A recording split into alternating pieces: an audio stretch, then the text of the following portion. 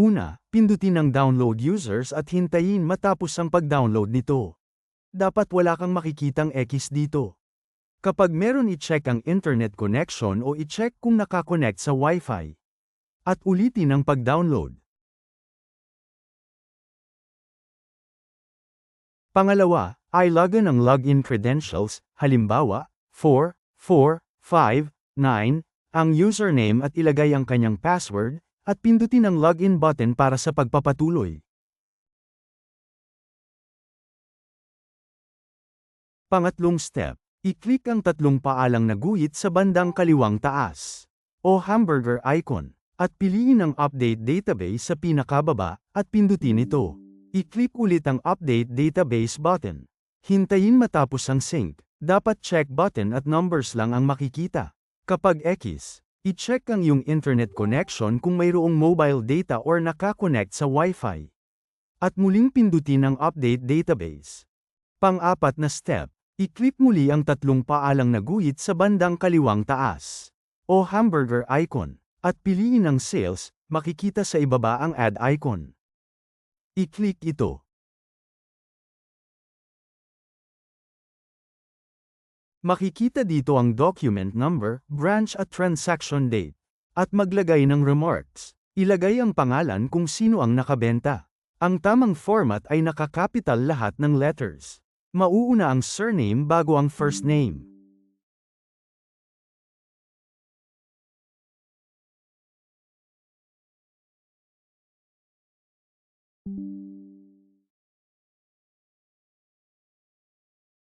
Pagkatapos, i-click ang arrow na pakanan. I-click ang plus button.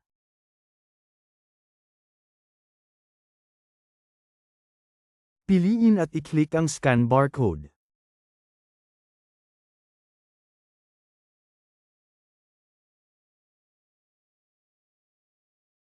At i-scan ang barcode na nasa item.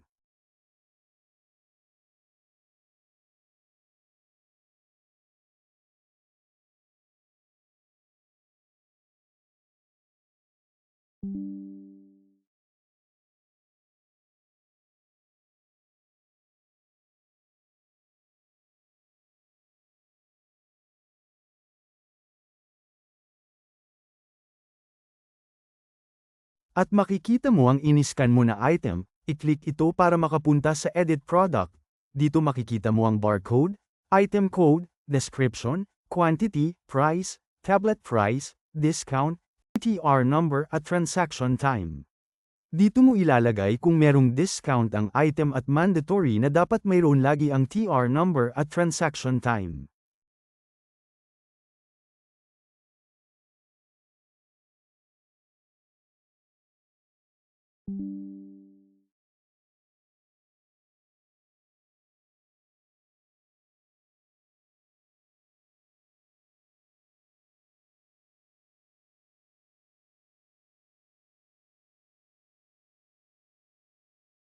Pwede mo din baguhin ang quantity, kung ilan ang nabili.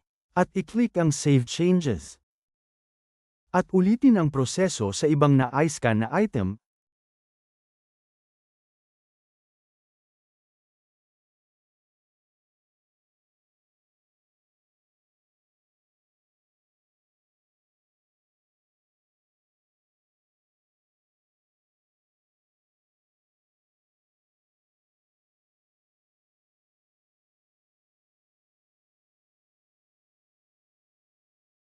Pagkatapos, pindutin ang Back button.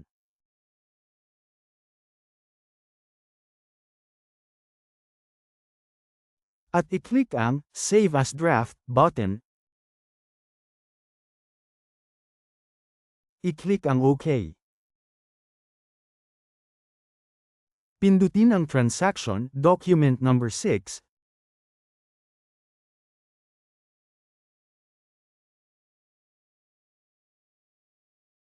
At piliin ang Conform. At ilagay ang iyong pangalan sa staff name. Ang tamang format ay, dapat naka-all capital letters at mauuna ang last name at ang panghuli ay first name. At i-click ang Conform button. Pagkatapos i-click ang back button. Pagkatapos pindutin ang tatlong linya na icon. Piliin ang Update Database at i-click ito. I-click ang Update Database. Dapat number at check lamang ang makikita.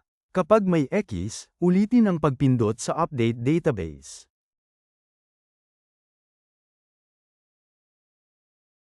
Pindutin ang back button.